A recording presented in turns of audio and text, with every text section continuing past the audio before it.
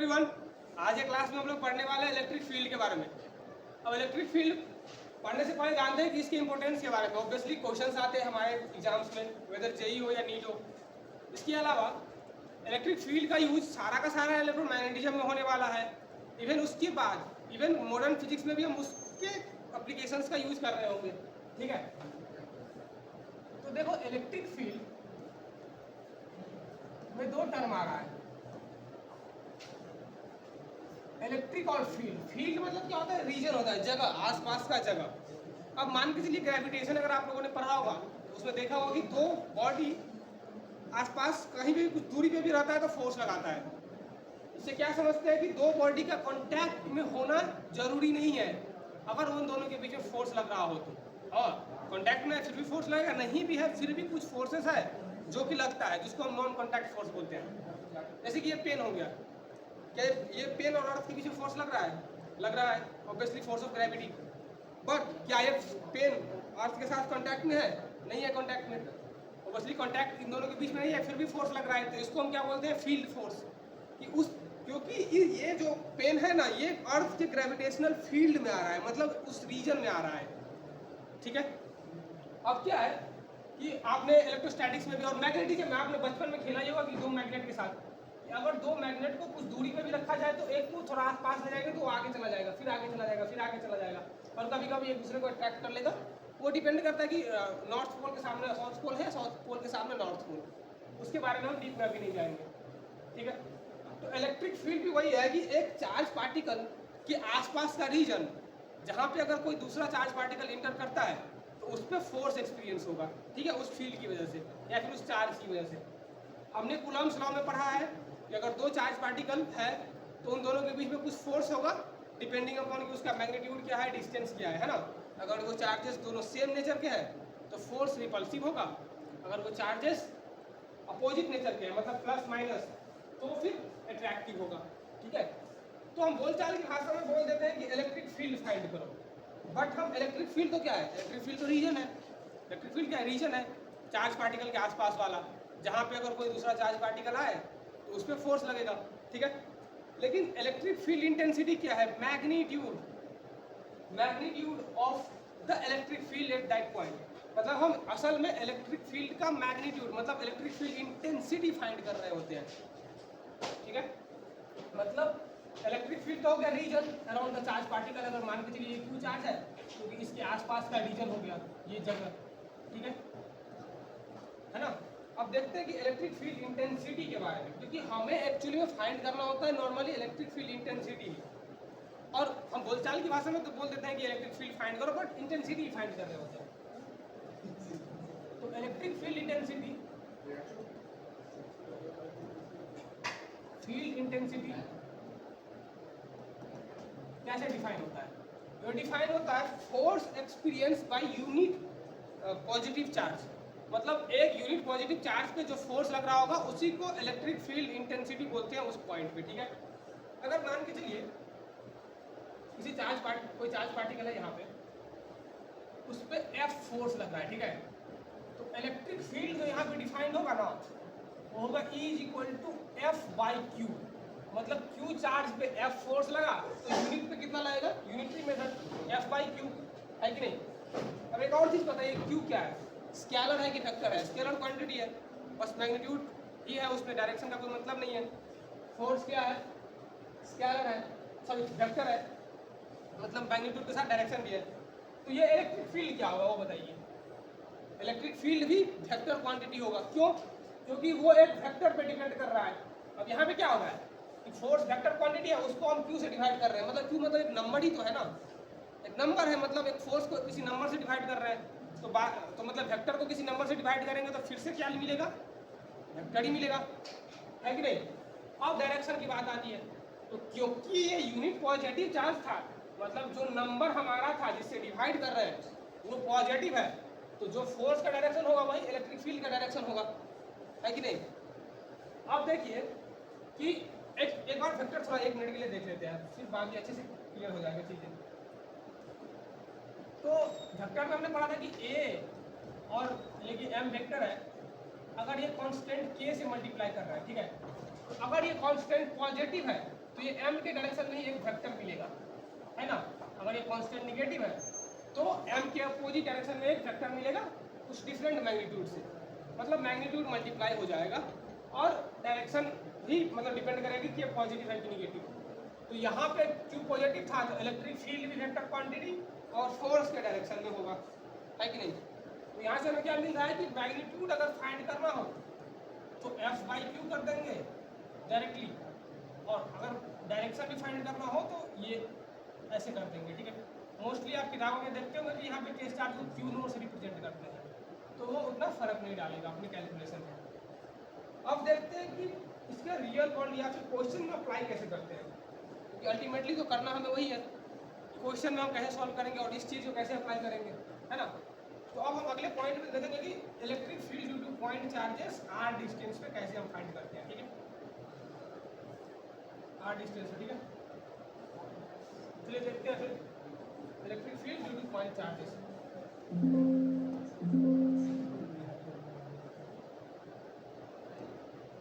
ठीक है, electric field due two point charges.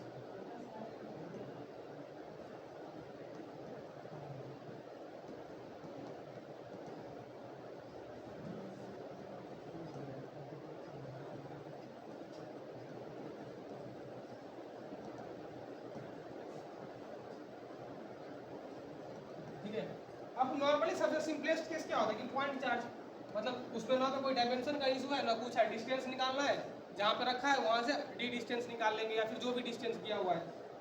तो अगर मान के चलिए यहाँ पे चार्ज रखा हुआ है q, ठीक है, और हमें बोला गया है कि यहाँ से q डिस्टेंस जाके d डिस्टेंस जाके हमें फाइंड करना है कि इलेक्ट्रिक फील्ड यहाँ पे क्या होगा, ठीक है।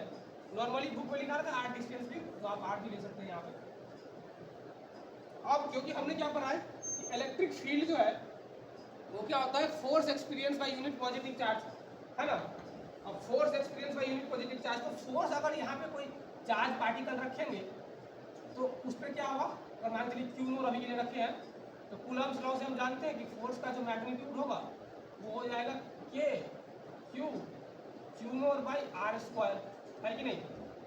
तो इलेक्ट्रिक फील्ड अगर फाइंड करेंगे तो क्या हो जाएगा वो के क्यू नोट आर स्क्वायर, और इसको भी क्यू नोट से डिवाइड करेंगे तो ये क्या हो जाएगा इलेक्ट्रिक फील्ड का वैल्यू ये क्यू बाई आर स्क्वायर, ये अपना हो गया इलेक्ट्रिक फील्ड, है ना, मैग्नीट्यूड वाइज। अब हमें वेक्टर रिप्रेजेंटेशन फाइंड करना है, क्योंकि इलेक्ट्रिक फील्ड क्या है, वेक्टर क्वांटिटी, तो हमें पता रहना चाहिए कि हम कैसे सारे तरीकों से इसको रिप्रेजेंट कर पा रहे हैं।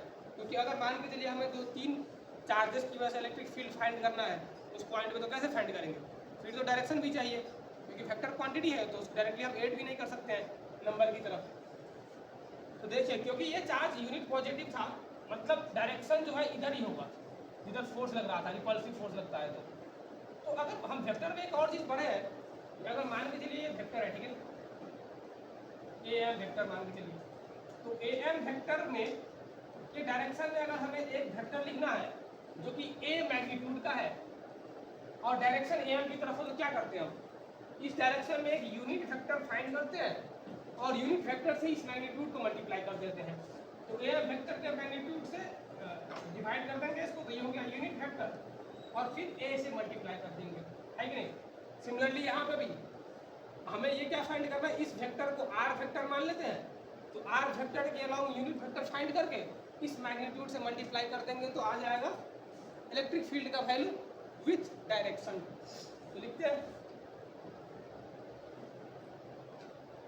इलेक्ट्रिक फील्ड का वैल्यू क्या आ जाएगा, यहाँ से वेक्टर फॉर्म में के क्यू बाई आर स्क्वायर, और ये हो गया मैग्नीट्यूड, और डायरेक्शन के लिए यूनिट वेक्टर से मल्टीप्लाई कर दीजिए, ये हो जाएगा E इज इक्वल टू के क्यू बाई आर क्यू, और यहाँ पे आर वेक्टर, या फिर इसी को आप आर कैप भी लिख देंगे तो आर यहाँ से चला जाएगा यूनिट वेक्टर के लिए, तो ई वेक्टर को हम ऐसे भी लिख सकते हैं कि Q by R square into R cap मतलब ये यूनिट वेक्टर 1 से मल्टीप्लाई हो रहा है इस डायरेक्शन, ठीक है। तो हमने क्या देखा कि, और अब यूनिट की बात कर लेते हैं, तो क्योंकि फोर्स था और फोर्स में हमने किससे डिवाइड किया है, चार्ज से, तो फोर्स का डायरेक्ट क्या होता है न्यूटन, और उसको 4 से डिवाइड कर दीजिए तो न्यूटन पर कूलम, आगे जाके हम एक और यूनिट करने वाले हैं, जो कि इलेक्ट्रिक पोटेंशियल वगैरह पढ़ लेंगे, फिर देखेंगे कि इसका एक और यूनिट होता है, वो होता है वोल्ट पर मीटर।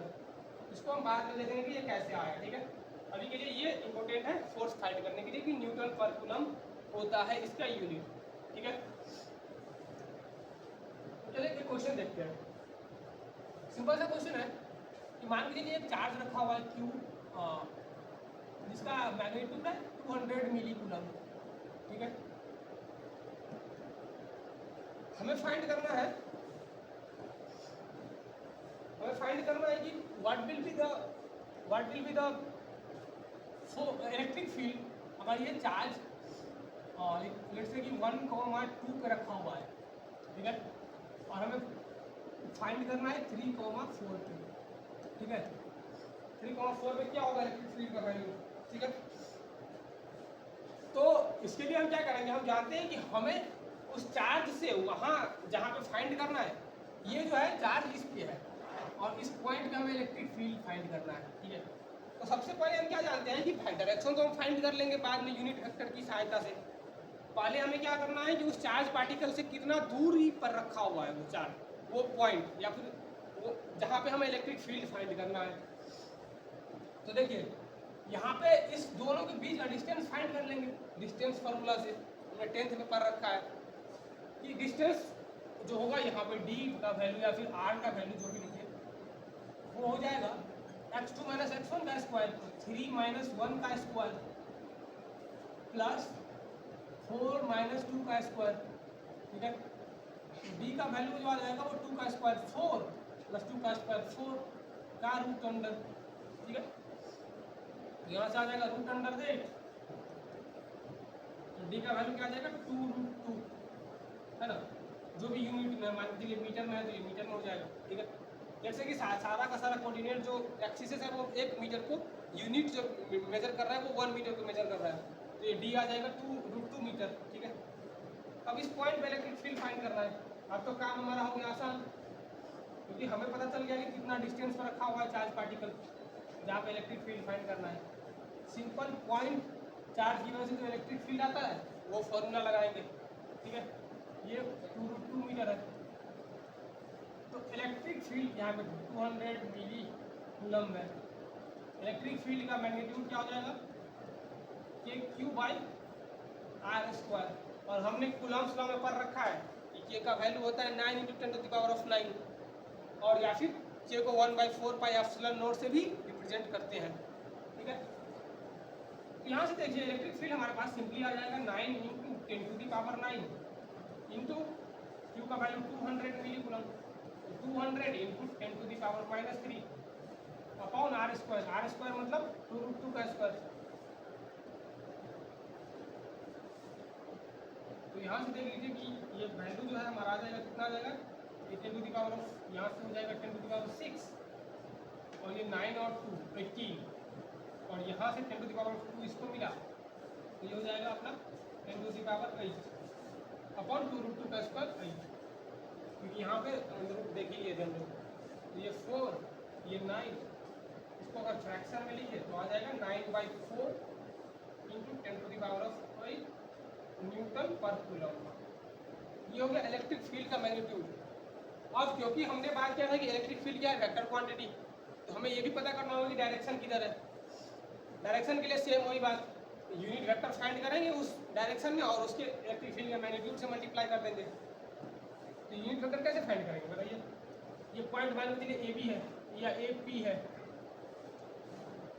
तो ए मान के चलिए ए एम, पी पॉइंट उधर था ए एम, ये वेक्टर को कैसे लिखेंगे अब, दिस माइनस दिस, तो 3 - 1 तो 2i cap plus 4 - 2 2j cap. अब इसका यूनिट वेक्टर लिखने के लिए क्या करते हैं हम, इसके मैग्नीट्यूड से डिवाइड कर देते हैं, तो 2 स्क्वायर प्लस 2 स्क्वायर 4 का रूट अंडर मतलब 2√2, ये आ जाएगा 2i cap plus 2j cap by 2√2, है कि नहीं। तो इलेक्ट्रिक फील्ड को वेक्टर के फॉर्म में लिखने के लिए क्या करना पड़ेगा, इसी यूनिट वेक्टर से मल्टीप्लाई कर दो, 9/4 × 10⁸ by into 2i cap plus 2j cap by 2 root 2, ये हो जाएगा अपना इलेक्ट्रिक फील्ड। इसको और भी हम सिंप्लीफाई कर सकते हैं, 2 से 2 कैंसिल हो जाएगा, रूट 2 को इधर ले लेंगे तो E इज इक्वल टू हो जाएगा 9/4 root 2 into 10 to the power 8 into I cap plus J cap. ये हो जाएगा इलेक्ट्रिक फील्ड का डायरेक्शन उस पॉइंट पे विथ मैग्नीट्यूड। ठीक है, थैंक यू। फिर आगे क्लास में देखते हैं बाकी चीज़ें।